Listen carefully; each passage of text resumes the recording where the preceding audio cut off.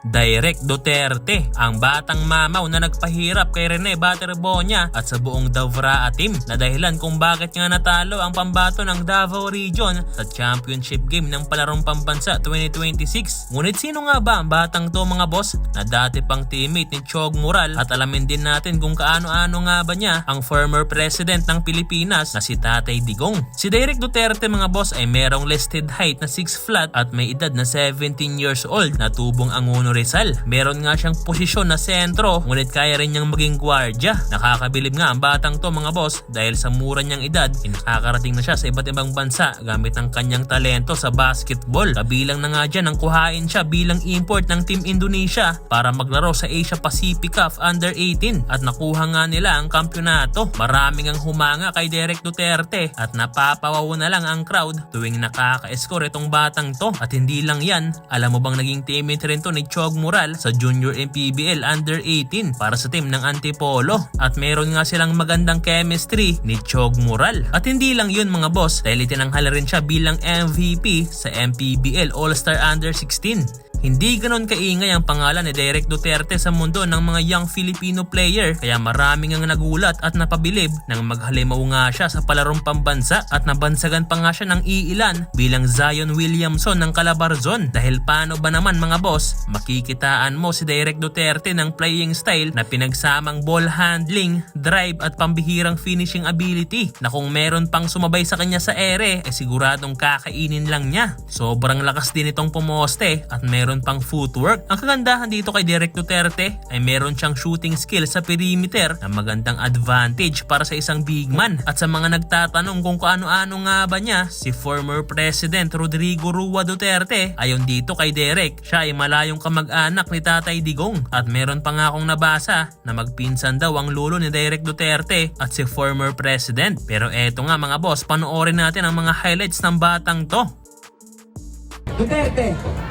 Duterte, diretso.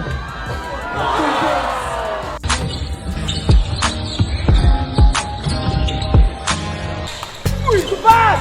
Ay, gusto niya!